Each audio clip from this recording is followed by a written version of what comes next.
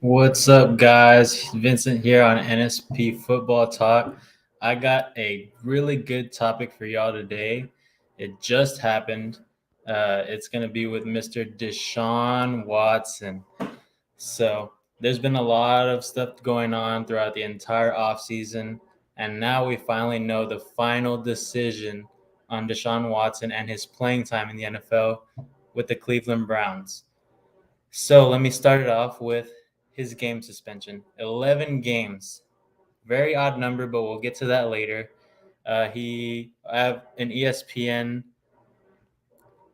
commentator here or article writer here named Jake Trotter. We talk about him quite a bit. So this game suspension is 11 games. It includes a $5 million fine and a mandatory evaluation by behavioral experts that includes in order to follow their suggested treatment program. So Deshaun Watson does not only get fined $5 million, does not get to pay for the Browns for 11 games, but he also has to go through a behavioral expert evaluation with a therapist. Initially, Sue L. Robinson, we talked about her quite a bit. AJ and Rita talked about her quite a bit, very often, and she handed out Deshaun Watson a 6-game suspension on way back in August 1st. Now today it's August 18th, and we finally got the ruling of the 11-game suspension. So the reason why it took so long is the NFL and the NFLPA had to argue it out, go through some decisions. And finally, Roger Goodell put his foot down, and he said that it's going to be an 11-game suspension. He, quote, said that Deshaun Watson's behavior was termed predatory and egregious, and he ultimately appealed the decision. So Roger Goodell hired Harvey, who was a attorney general in New Jersey, and ultimately the NFLPA and the NFL have created an agreement for this 11-game suspension. So earlier on in the offseason, Browns traded for Deshaun Watson. They traded a buttload of stuff. So what does this mean for them? Basically, they lose out on the quarterback that they traded 3 first-round picks. They signed him for a 5-year deal for $230 million, and everything was guaranteed. So I believe this year Deshaun Watson was making $46 million. And out of that $46 million, he only has to pay up $5 million. So to me, that's insane. But from an article of the New York Times written by Jenny Vrentas and Kim Belson, they stated that the league announced today that Watson has to undergo that evaluation with the behavior experts, and he has to follow a treatment program. But along with this treatment program, there is a fine that the NFL has mandated the Browns to pay up, and it's $1 million fine, and it will be donated to a group that works to prevent sexual assault. So to me, the NFL is finally putting their foot down. Roger Goodell is finally putting his foot down just a little bit. I wish it was kind of a little bit more, just because the Browns really they shot in the dark with this. And I think they're at fault just a little bit as well, even though Deshaun wasn't a part of their organization. But they let this guy in knowing the allegations that were out there. So only $1 million, and it goes to charity, to an organization that prevents sexual assault. But here's what the Browns organization had to say. So a statement from Dee and Jimmy Haslam, who are the owners of the Cleveland Browns currently. It says, quote unquote, as we have previously conveyed, Deshaun and his representatives have abided by the NFL and NFLPA structure, awaiting a final decision, and we have respected the process. Now that a decision on discipline has been reached, we understand this is a real opportunity to create meaningful change, and we are committed to investing in programs in Northeast Ohio that will educate our youth regarding awareness, understanding, and most importantly, prevention of sexual misconduct and the many underlying causes of such behavior.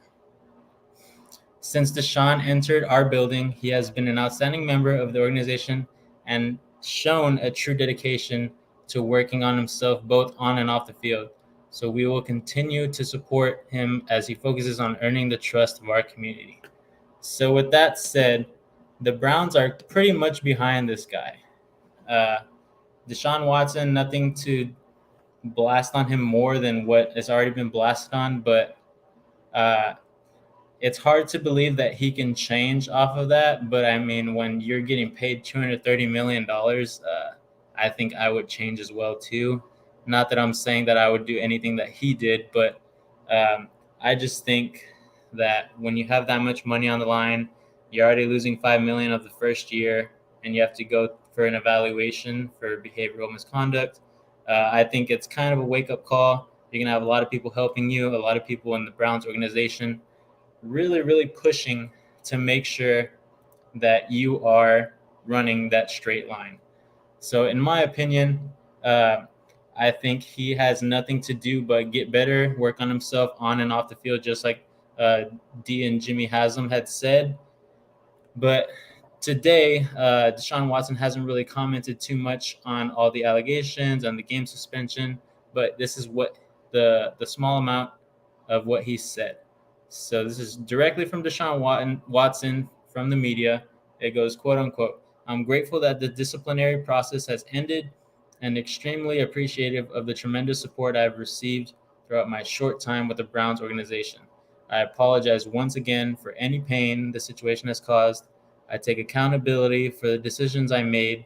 My focus going forward is on working to become the best version of myself on and off the field and supporting my teammates however possible while I'm away from the team. I'm excited about what the future holds for me in Cleveland." End quote. So with that said, Deshaun Watson, he knows the writing on the wall. He's not going to be able to play. He's not going to be able to practice, I believe, until November 6th. But again, the Browns also made the correct decision by saying that they are not going to play him in any more of the preseason games. I'm not too sure if he is allowed to play with those preseason games, but they have chosen to keep him out. But here's the kicker. Here's what I think is really, really fishy, and nothing to bash on the Browns, nothing to bash on Deshaun Watson, but this is me bashing on the NFL and Roger Goodell.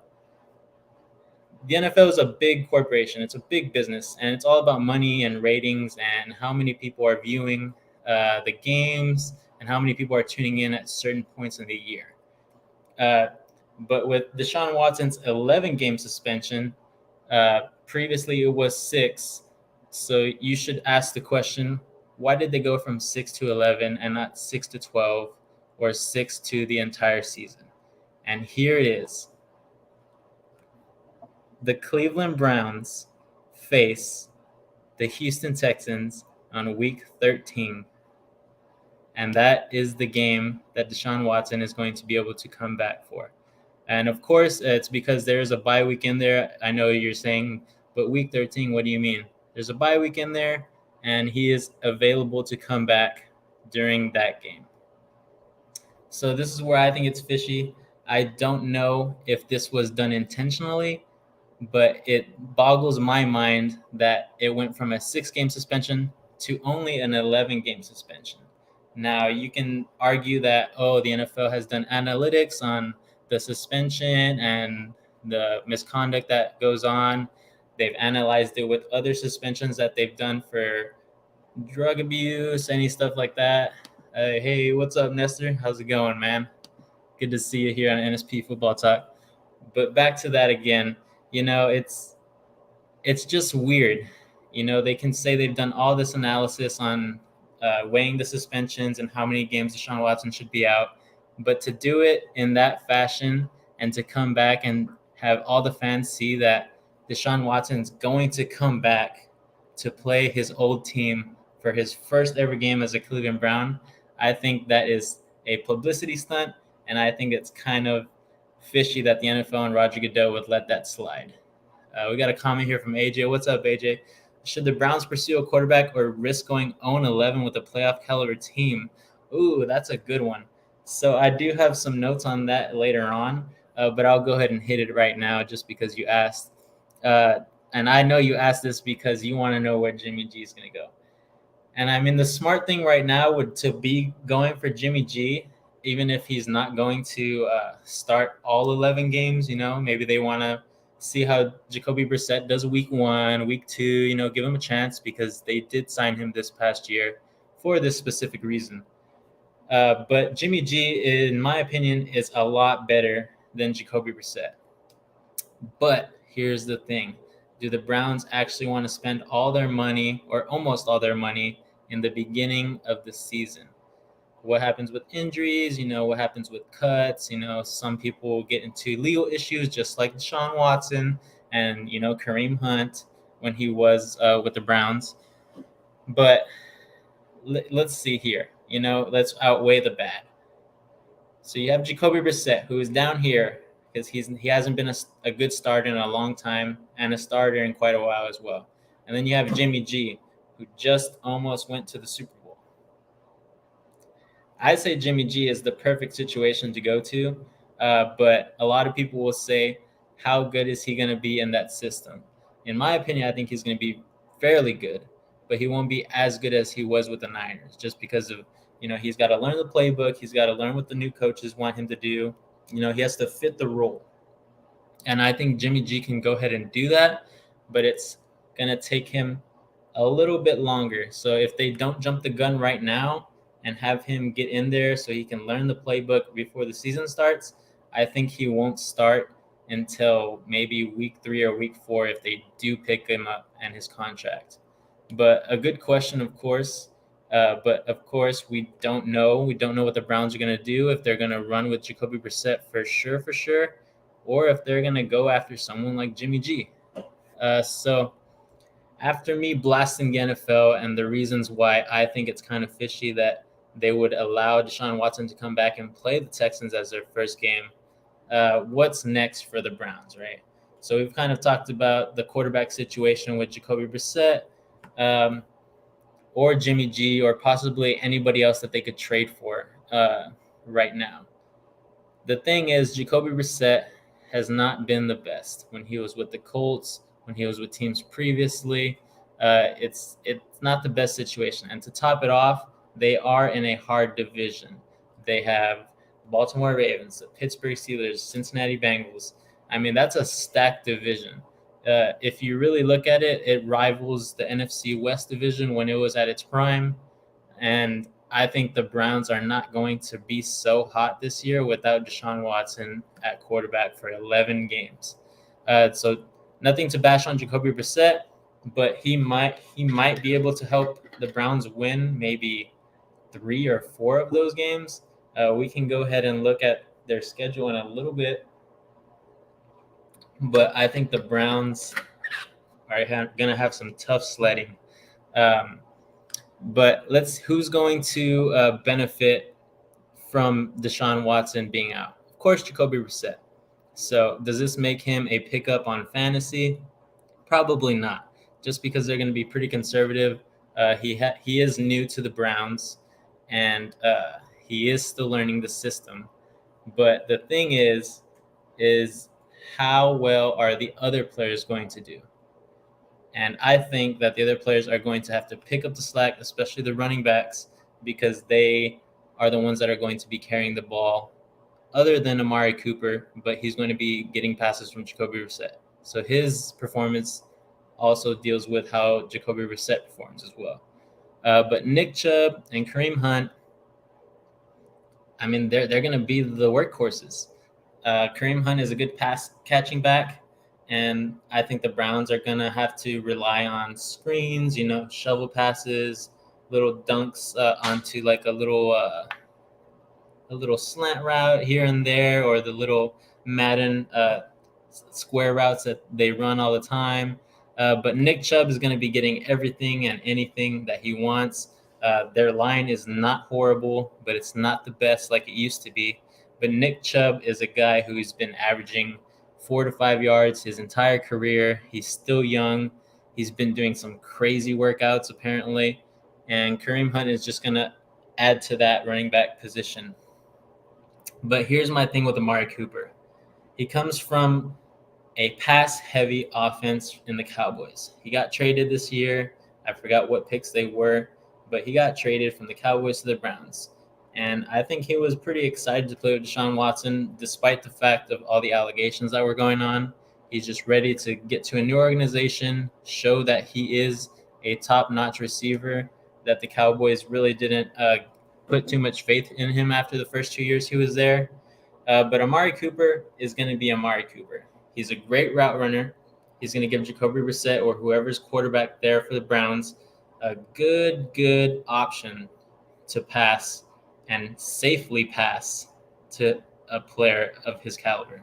So Amari Cooper is going to run best routes. He's going to have the great footwork. But again, Jacoby Brissett also will be a factor in how good he plays, especially for fantasy purposes. He's going to get his receptions every now and then, but it's how long is he going to be on the field on those offensive drives? So that's my thing with Amari Cooper, as far as fantasy and as far as the Browns and how they're going to run as a oiled machine. But mostly it's going to be running through the running back. So if the running back can keep their feet chugging along and keep their progressions going, I think the Browns are going to be all right. Maybe 5 or 6 wins out of those 11 games because they still are a good team. And this is why I think they could get 5 or 6 wins because of that defense. Last year, the defense had 43 sacks, 76 tackles for loss, 79 passes defended, 13 interceptions, 14 forced fumbles, but only 6 of those fumbles were recovered, and 2 defensive touchdowns. So it's not amazing, but it is good. And I believe that the defense is going to have to make a bigger presence, and that's going to be something that they're going to pressure on the Browns and that defense a lot. You guys need to step up. You guys need to have better seasons than you had last year. Of course, not exactly telling them this, but the writing is on the wall. They're not going to have arguably the best player that they've had at quarterback in a long time besides Baker Mayfield at that on the bench. So he won't even be on the bench. He won't even be at the games, honestly, because he's not allowed on the field or to be with the team for a long time. So you're going to have to rely on guys like Myles Garrett, Jadeveon Clowney, Jeremiah Owusu-Koramoah, Denzel Ward, and Greg Newsome. Let's see. So we got Reed here. The NFL is weak for not giving him a full year. I also agree with that. But like I said, the defense has to work really hard. And, I mean, who are we to say that he's supposed to have a full year? He's supposed to only have 6 games. He's supposed to have 12 games, 11 games. We're just fans. And, of course, the NFL is a big business. So, I mean, we can bash on them all we want. And me, you, Reed, and AJ, we're going to be bashing on them for quite a long time. Because this was, of course, something that was supposed to be a full year, or he wasn't supposed to play in the NFL ever again. But a lot of the articles are saying, are we only going to give Deshaun Watson one chance, or is he going to get a second chance? But here's the thing about that. I can sympathize with him. He did make some mistakes, but he made a lot of continuous mistakes. And he said that he was raised from his mother and by his mother only because his father was not in the picture. But he said that he was raised right. And to say that you're raised right and go out there and do what he did with those 24 women and possibly even more women, according to the Washington Post, saying that he went with 60 plus massage therapists and could have possibly done the same thing with all of them, like those 24 that were there were allegations that he had sexual misconduct. So I can sympathize with him just a little bit. He made some mistakes, but those mistakes are really bad. So again, I do agree with you, Reed. It should have been a full year. But again, the NFL is a business. You got AJ here again. NFL is smart for making this move financially, big ticket sales, but I don't agree with it. Yeah, exactly. Just like I was saying, we're going to be bashing on them for a long time. But it was a smart move, but it was a kind of slimy, fishy move, in my opinion. We got Pete here too. Would you not consider him sitting out last year for time served? Well, possibly. He was out for a year and a half with the Texans. But again, I mean, was it really something that he was being punished for? Because I believe he was still getting paid some of the money from his contracts that were guaranteed for those years on that rookie deal and that contract that they extended him on with the Texans. But here's the thing. Time served does not equal the charges or like the allegations that were there because he wasn't convicted by the law. In my opinion, not being able to play football at a high level, even though you have the skill, all the skill in the world to be one of the top positions, I just think that he wasn't punished enough. I think that there was more to it than what the details show in the eyes of the law and the court proceedings. But again, I mean, there wasn't cameras ever there, so you can't really say that he is at fault. And of course, the women did have the choice to leave and all that. But again, we're not going to get into that. Just, I don't think that he served his time fully for sure. But I mean, he's getting suspended for 11 games. He's getting a portion of his check cut. But again, I mean, they didn't punish him enough. So AJ said he was punishing the Texans. He chose to sit. Exactly. There you go. He was out, but again, he was trying to stay out of the spotlight. But again, he still probably was getting paid, but he was not with the organization whatsoever at practice, at meetings, at games. You know, he wanted to be out of the spotlight because he made his bed. That's basically what I'll say here, and that's about it for those little arguments there. But again, I mean, everybody has their own opinion, and I think that maybe he'll learn from him, hopefully. But yeah, like I said, going back to the defense, you know, the defense really has to step up. Garrett, Clowney, Koromoa, Ward, Newsome, those are the 5 guys who are getting paid quite a bit of money there. And they are the guys that are going to need to step up, get more sacks, get more interceptions, more passes defended, all that good stuff that you do on defense. And as they always say, defense wins championships. I don't think the Browns are going to go to any championships this year, but they're going to have to keep that team afloat. So my last thing that I'll talk about right now is where do I rank the Browns after this decision? So in that division, again, I told y'all that they have Baltimore, Pittsburgh, and the Bengals. So that's tough sledding already, just having those 3 teams in your division when you have a guy like Deshaun Watson on the field. But they don't have Deshaun Watson on the field anymore for those 11 games at least. And I don't think they're going to do well at all. Like I said, they could possibly win 5 to 6 of those games, and that is giving them the most respect because of that defense and those running backs. But I don't think that they could possibly do it. I would say maybe they win 3 or 4, at most 5, but they're going to really have to do something about that quarterback position with Jacoby Brissett, because I'm not sure if he can lead them to those wins. And I'm not sure that you can only rely on the run and the defense for 11 games straight. But let's see, P, we got another comment here. I don't agree with any of it. Just wondering, because I see that question asked a lot. Wanted to get your opinion on it. Well, I appreciate it, Pete. We love having you here on the show. Thank you for commenting and giving me some more stuff to talk about. But yeah, I mean, I don't think anybody's comfortable with this, with these allegations, with Deshaun Watson, with the whole scenario in the NFL. You know, we come to watch these games to be excited, to be impressed, you know, to see big hits and crazy catches and, you know, see guys perform at the highest level on this planet. So it's just, you know, it is what it is. The NFL has to deal with it. And Roger Goodell really needs to sit down and really look back at that rule book and really think about how he's going to change everything and the suspensions and the petitions to get people out of the league and petitions to not allow them to reinstate. But other than that, the Browns just have a lot of stuff to really look at. Deshaun Watson, as of now, is going to play for 3 or 4 more years on that contract after this year. So he will be a Brown for quite some time as of now. And I mean, we just have to sit and wait and see if they do anything about it. But as of now, the Browns are going to be the Browns. And we've said it for many, many years, whether they're losing, starting to win, you know, giving those fans a little bit of hope.